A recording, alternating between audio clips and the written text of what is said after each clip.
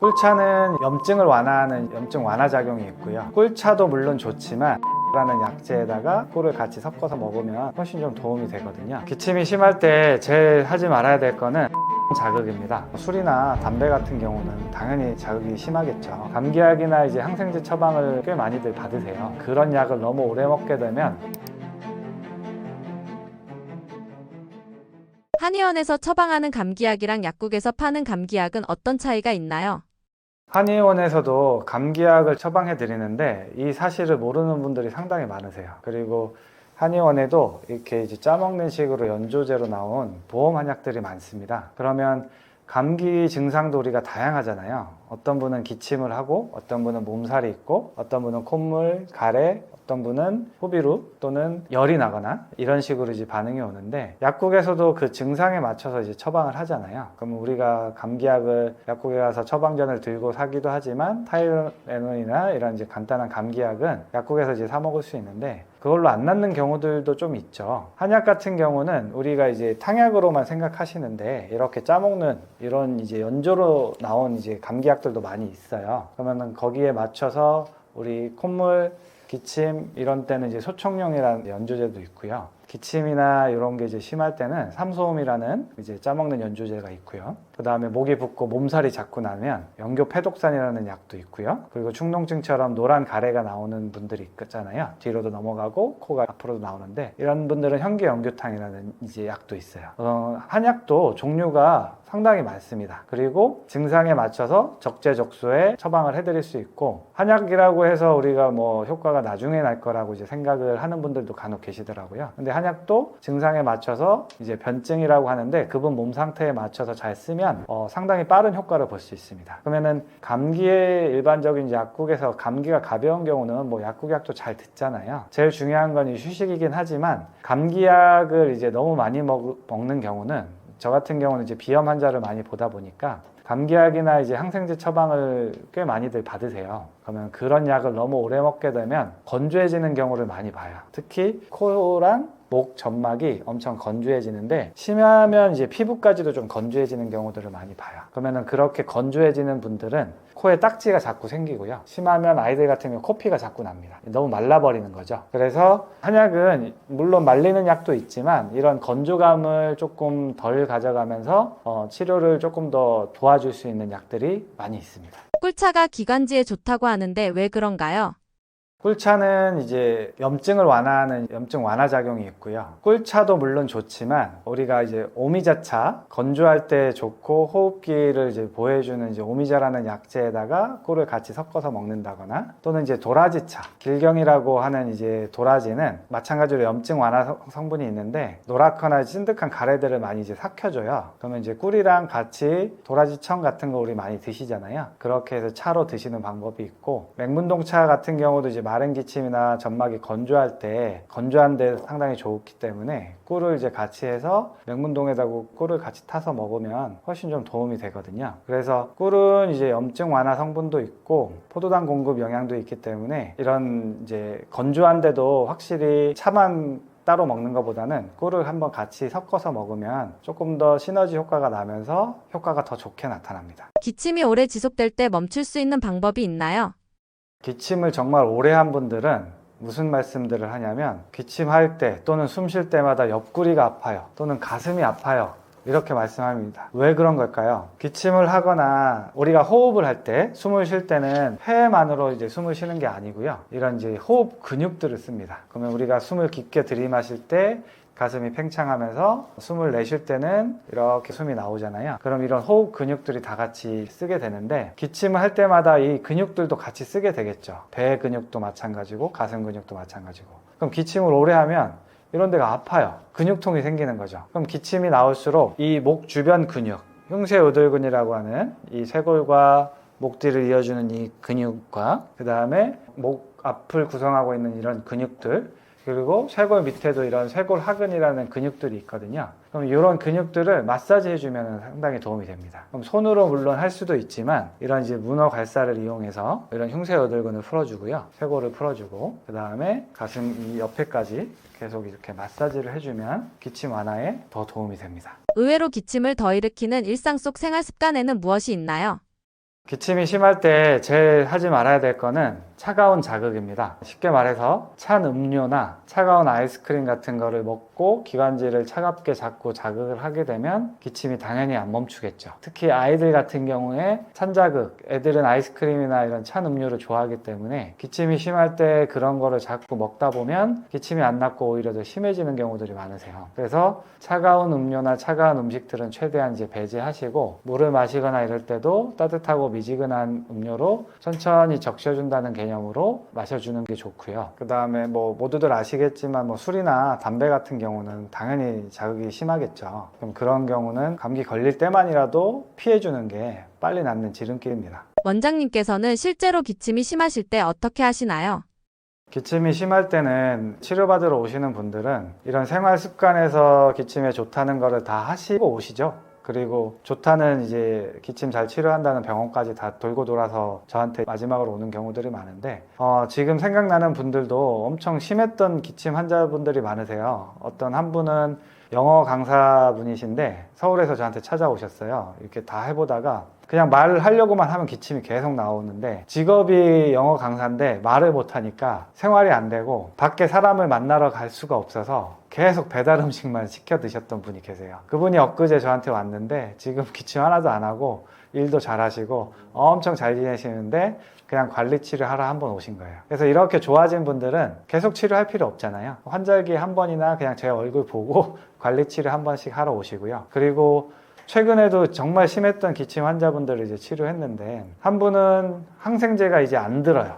3개월 동안 강한 항생제를 다 먹었고 그걸로 낫지가 않아서 왔는데, 이분은 코 안에 물혹이라고 해서 축농증이 오래된 분은 코 안에 혹이 있거든요. 이런 혹도 있었고 밤에 잠을 못 잤어요. 계속 기침이 나오기 때문에. 특히 똑바로 누우면은 절대 잠을 못 자고 옆으로 누워서도 한 3시간에 한 번씩 계속 깼는데, 이분도 엊그제 왔는데 많이 좋아졌습니다. 그리고 다른 분도 기침이 3개월 동안 안 나와서 계속 이제 생활이 안 되고 회사 생활도 안 되고 했는데, 그분도 이제 말을 하려고만 하면 기침이 자꾸 나와서 회사에서 일을 못 하셨던 분이에요. 그런 분들도 이제 기침이 좋아졌는데, 이런 분들의 이제 특징이 뭐냐면 거의 다 후비루 증상이 있어요. 그러면은 코랑 목이 만나는 이 비인두에서 자꾸 가래가 이렇게 자꾸 넘어오는 거예요. 그럼 이게 넘어오면 자꾸 목에 걸리고 목이 답답해지고, 그럼 평소에 답답하니까 이런 소리를 자꾸 내게 되고, 목이 잘 쉬고 목이 잘 잠기고, 심하면 살해, 뭘 먹다 보면 또는 물만 먹어도 자꾸 뭐가 걸린다는 그런 이제 증상들이 있고요. 당연히 누우면 목에 가래가 끼기 때문에 기침이 자꾸 나오잖아요. 똑바로 누워서 자기가 힘들어요. 비스듬히 자거나, 심한 분은 앉아서 자거나 또는 엎드려서 자거나 옆으로 누워서 자야 되는 경우가 많습니다. 그럼 이렇게 심한 분들이 휴식을 취하고 따뜻한 물을 먹는다고 좋아질까요? 그렇지 않습니다. 적극적인 이제 치료를 해야 되는데, 저는 이제 침과 약침을 갖고 이제 직접 이 점막 치료를 해드리는데, 저한테 치료를 받으러 못 오시는 분들도 많으시겠죠. 거리가 멀다거나 무슨 여건이 안 돼서 이제 못 오시는 분들이 있는데, 그런 분들한테는 이런 이제 보페고 에노라고 해서 호흡기 보약이라고 보시면 돼요. 요거는 이제 비염, 축농증뿐만이 아니라 기침, 가래 이런 데도 제일 좋은 이제 호흡기 약인데, 이 약을 이제 그냥 짜 먹으면 되거든요. 먹으면 여기 목이랑 후비루 환자분들이 항상 이제 불편해하는 비인두가 좀 바로 시원해지는 느낌이 드세요. 그래서 만성화된 분들은 하루에 3번씩 아침, 점심, 저녁 이제 드시라고 하고요. 나중에 이제 저랑 치료를 해서 많이 좋아진 분들은 항상 우리 재발을 안 해야 돼요. 그리고 편하게 지낼 수 있고, 항상 감기가 시작돼서 끝으로 가면 이제 기침만 후유증으로 남는 경우들이 많기 때문에 감기에 안 걸려야 됩니다. 그럼 그런 분들은 예방 차원에서 하루에 한 포씩 드시라고 해요. 그래서 이렇게 이제 먹는 약을 처방도 하고요. 에노스프레이라고 해서 이제 산화질소가 들어간 천연 스프레이인데, 요거를 이제 같이 평소에 아침 저녁으로 평소에 쓰시라고 해요. 예방을 하기 위해서. 그리고 나토윤이라고 하는 유산균 연고, 이런 거를 이제 면봉으로 해서 코에 같이 발라주는 거죠. 그럼 코 건조감도 많이 덜하고 비염이나 축농증도 많이 완화가 됩니다. 그래서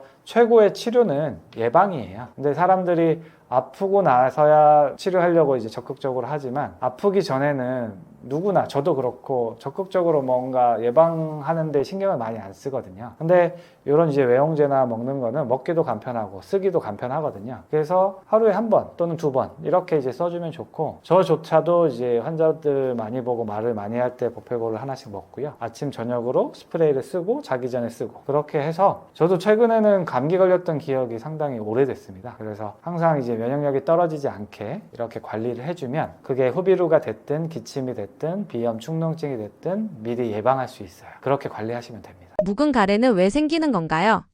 가래 때문에 힘들어하는 분들이 상당히 많으세요. 그럼 그분들이 어떻게 불편해하냐면 이 코랑 목 사이, 우리가 말하는 이제 비인두라고 하는 코랑 목 사이에 항상 이제 찐득한 가래가 껴서 뱉어지지도 않고 삼켜지지도 않다고 하는 분들이 한 분이고요. 여기서 찐득한 가래가 침처럼 거품 섞인 찐득한 가래가 자꾸 넘어와서 쉴 새 없이 뱉어내야 된다는 분들이 한 분입니다. 그럼 거의 두 가지 패턴인데 뭐가 다르냐면 계속 분비물이 나오는 분들은 여기서 이제 염증이 심해지는 경우인데요. 일반적인 항생제나 소염제를 먹어도 이게 해결이 안 돼요. 그럼 이분들이 어떻게 괴롭냐면 자꾸 흐르잖아요. 그러면 휴지나 수건, 손수건 같은 거를 들고 다니면서 쉴 새 없이 뱉습니다. 그러면 친구분이나 누구 사람들을 만나기도 민망하고 밥을 먹고 나면 더 나오기 때문에 누구랑 식사하기도 되게 어려워하세요. 그리고 잠을 잘 때는 이렇게 누워야 되는데 누우면 자꾸 가래가 목에 끼고 이렇게 답답해서 기침이 나거나 이렇기 때문에 똑바로 누워서 못 잡니다. 옆으로 눕거나 비스듬하게 누워서만 잘 수 있고요. 아침에는 여기 목에 가래가 한 뭉덩이가 이제 끼게 돼서 자고 일어나면은 자꾸 가래를 뱉게 되거나 이런 경우들이 많으세요. 그리고 뱉어지지도 않고 삼켜지지도 않게 이렇게 딱 걸려 있다고 하는 분들은 실은 건조한 경우가 많으세요. 그러면은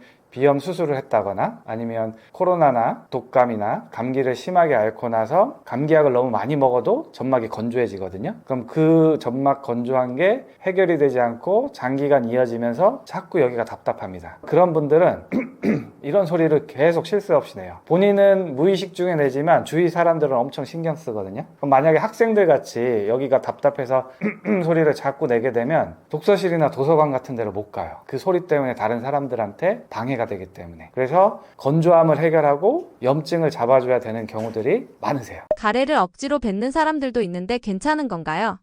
가래가 자꾸 끼는 분들 중에 억지로 막 뱉는 분들이 계세요. 답답하니까 뭐 당연하지만 하면서 목에 힘을 막 주면서 억지로 뱉어내는데 그렇게 되면 무슨 문제가 생기냐면 이 목에는 이제 근육이 많잖아요. 그러면 우리가 목에 힘을 계속 주게 되거나 목에 억지로 이제 가래를 뱉으면서 이 근육이 경직이 됩니다. 그럼 장기간 후비루나 이런 가래 때문에 고생하는 분들은 치료가 잘 안 되기 때문에 짧게는 1년에서 길게는 수십 년까지 이제 고생을 하시는데 목에 자꾸 힘을 주게 되면 여기가 경직이 되잖아요. 그럼 그로 인해서 가래가 더 안 넘어가요. 더 악순환에 빠지는 거죠. 그럼 또 무슨 문제가 생기냐면 조금만 말해도 목이 잘 잠기고요. 목소리가 잘 쉬고요. 심한 분들은 사례가 자꾸 걸려요. 여기가 경직돼서 안 내려가기 때문에. 그럼 그런 분들 목을 눌러보면 엄청 아파합니다. 근육통이 많이 생기는 거죠. 그래서 이런 근육을 같이 풀어줘야 그 사이로 지나는 신경이나 혈관이나 림프라고 하는 이 노폐물을 배출해주는 흐름이 좋아져서 그렇게 해야만 같이 좋아지는 경우들이 많으세요. 가래 색깔을 통한 호흡기 질환 진단할 수도 있나요? 가래 색깔은 가래가 많아질 때를 생각해보면 거의 이제 감기 초기나 감기가 심해지거나 이런 양상에 따라서 이제 가래가 많아지잖아요. 그럼 처음에는 하얗고 약간 찐득한 이제 가래가 초기에 생길 수 있어요. 감기 초기에. 근데 그때 뭐 잘 쉬고 치료를 잘 해서 감기가 나으면 그 가래는 없어지겠죠. 하지만 그 증상이 완화가 안 되고 계속 이어지면서 뭐 편도가 붓거나 열이 나면서 우리가 누렇고 찐득한 가래로 변하는 경험들 다 해보셨을 거예요. 그러면은 그런 상태에서도 더 열이 나면서 내 몸에 반응들이 이제 일어날 거잖아요. 그러면서 초록가래나 이런 식으로 이제 변하는 경우들이 많은데 그런 경우는 초록가래나 노란가래가 목에 자꾸 끼기 때문에 기침도 많이 동반되는 경우들이 많으세요. 그러면 그때 적절한 치료를 통해서 이 증상들이 해결되고 혹시 감기나 독감, 코로나였다면 그 증상이 완화되면서 해결이 돼야 되는데 후유증으로 남는 경우들이 있습니다. 그럼 그분들은 찐득하고 거품 섞인 침 같은 가래가 쉴 새 없이 나오는 경우들이 많으세요. 그럼 그게 바로 이 비인두에서 자꾸 흘러나오는 경우들이 많습니다. 일반적인 감기약이나 항생제나 소염제나 이런 약을 아무리 먹어도 안 줄어요. 그러면 이 염증에서 흐르는 분비물은 그대로인데 그런 감기약, 항생제, 소염제를 먹을수록 코부터 목까지의 점막은 다 건조해져요. 그럼 점막은 건조한데 분비물은 계속 있다면 이게 더 답답하게 느껴지겠죠. 그런 악순환에 빠지게 될 수 있습니다. 묵은 가래 쉽게 없애는 방법은 무엇인가요? 가래를 없애는 방법은 제일 좋은 건 저한테 치료받는 게 제일 좋고요. 근데 멀리 계시거나 이제 직접 못 오시는 분들한테는 가래를 없애는 방법은 크게 두 가지라고 보시면 돼요. 실제로 이 비인두의 염증을 없애서 이 분비량을 줄이는 방법이 하나겠죠. 두 번째는 배출이 잘 되게 해주면 더 도움이 됩니다. 그럼 흔히 말해서 아까 말씀드렸지만 가래가 오래된 분들은 자꾸 뱉으려고 목에 힘을 주잖아요. 그럼 이 주변 근육들이 엄청 긴장하게 됩니다. 특히 흉쇄유돌근이라고 하는 이 흉골과 쇄골에서 목 뒤로 있는 이 근육, 여기 만져지실 거예요.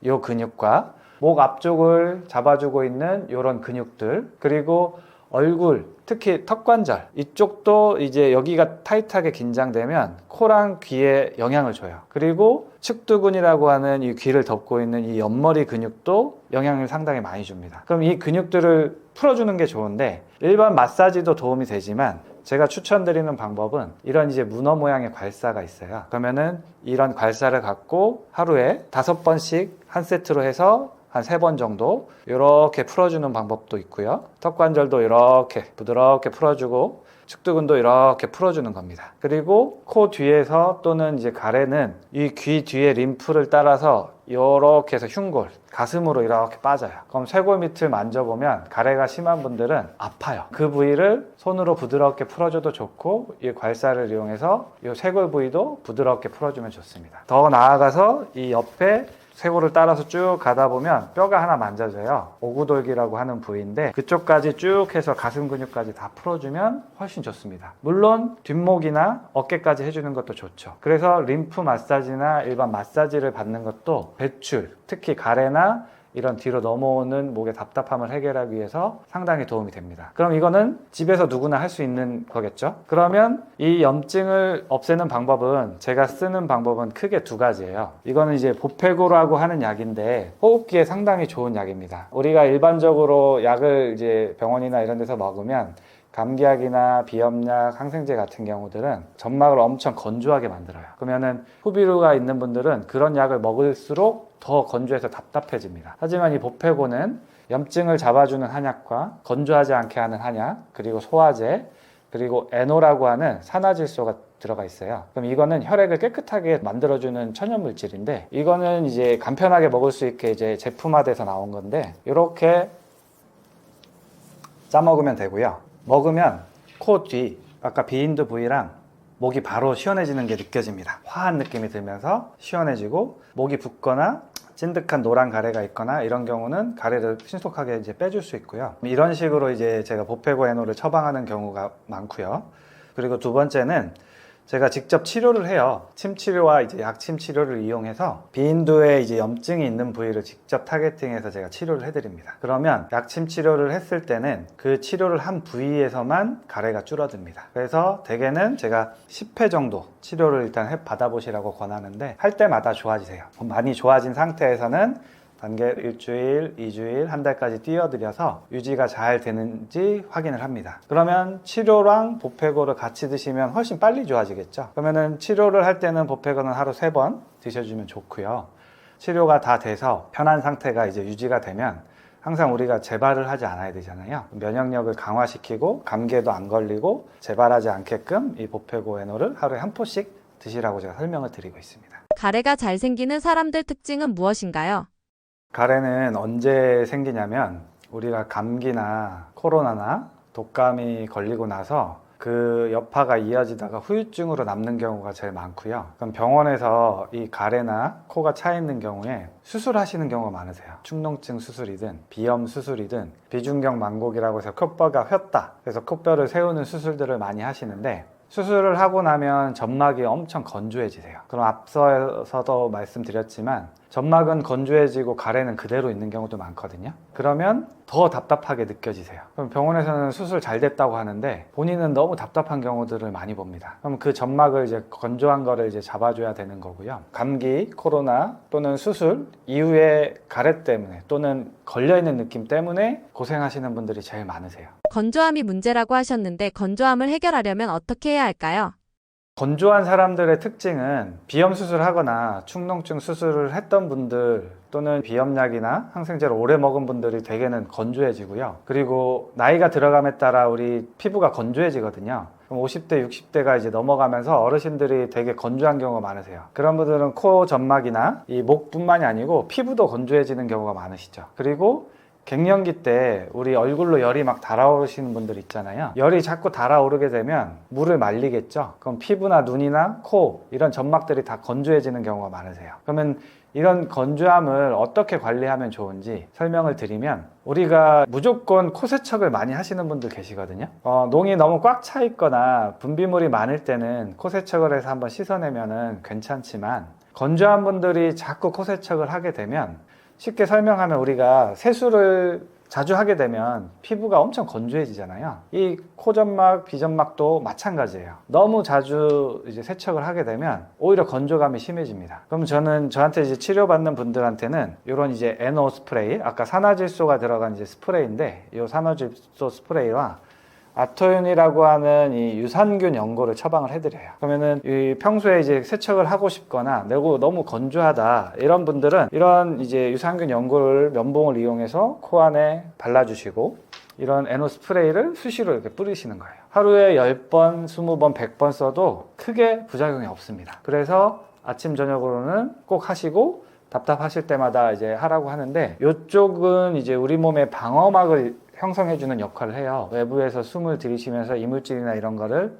걸러주는 역할을 하는데, 좋은 균이 많이 있어야 돼요. 근데 감기약이나 항생제 이런 거를 많이 먹으면서 좋은 균도 많이 죽겠죠. 그럼 그런 방어막을 형성해주는 게 이 아토윤이라는 연고예요. 그래서 코에도 바르지만 이제 피부에도 발라도 되게 좋은 약이거든요. 그래서 건조해서 불편한 분들은 제가 이렇게 스프레이랑 연고를 같이 처방해서 같이 쓰도록 권유하고 있습니다. 안녕하세요. 상쾌한의원 대표 원장 김성찬입니다. 제가 10년간 1만 명의 이제 호흡기 환자들을 치료하면서 느낀 바가 많은데요. 정말 이제 비염, 축농증, 후비루, 기침 때문에 고생하시는 분들이 많고, 그 고통은 겪어보지 않은 분들은 상상하지 못할 정도로 괴로워하시는 경우를 많이 봤어요. 그래서 그 질환이 치료되지 않고 오랫동안 고생하시다 보니까 불안하거나 이제 우울해지는 분들도 많이 뵀는데, 이런 이제 고통 속에서 생활하던 분들을 많이 보다 보니까 어떻게든 치료를 좀 해드리고 싶은 마음이 컸어요. 그래서 처음부터 제가 치료를 잘한 게 아니고요. 환자분들을 많이 뵙고 멀리서도 찾아와 주시고 하면서 그분들과 소통을 하고 교감을 하면서 제가 공부도 열심히 하면서 차근차근 깨달아서 지금의 상태에서 이제 왔는데, 비염, 축농증, 후비루, 기침은 다른 질환이 아니고요. 다 연관되어 있는 질환입니다. 그래서 우리 몸은 코 따로, 눈 따로, 귀 따로, 목 따로가 아니고 다 연결이 돼 있어요. 그럼 치료할 때 비염이 있다고 해서 코만 치료하는 게 아니고요. 이런 목이나 어깨, 뒷목 이런 쪽으로 노폐물이 잘 빠지게 림프순환 잘 되게 치료를 해주고, 혈액순환이 잘 되게 치료를 해주고, 그렇게 했을 때 비로소 완화가 됩니다. 코가 안 좋으면 귀가 먹먹하거나 귀가 막힌 느낌이 들거나 이명이 생기거나 어지러울 수 있고요. 눈에 열이 안 식으면서 안구건조증이나 눈이 뻑뻑하거나 눈물이 자꾸 나거나 눈곱이 자꾸 끼는 증상이 생길 수 있고요. 후비루라고 해서 요 코 뒤에서 가래가 자꾸 넘어오면서 목이 답답하거나 기침을 하거나 가래가 자꾸 끼면서 되거나 사례가 자꾸 걸리거나 목이 잘 쉬는 분들도 있고요. 두통이 자꾸 생기거나 머리가 멍하거나 머리에 안개 낀 느낌이 자꾸 생길 수도 있습니다. 그만큼 코의 이제 불편함으로 인해서 이 목 이상의 얼굴의 모든 불편함이 같이 야기될 수 있어요. 그럼 치료를 하면 거꾸로 요 불편함들을 다 같이 좋아지게 할 수 있는 겁니다. 서로 연결되어 있기 때문이죠. 그러면 제가 평소 치료는 침과 약침을 이용해서 요 주변의 불편함들을 다 같이 이제 해소해드리는 치료를 하고요. 혹시나 이제 저한테 못 오시는 분들, 너무 멀어서 못 오시는 분들은 이렇게 이제 보페고라고 해서 호흡기에 좋은 약을 처방을 해드려요. 이 약을 먹으면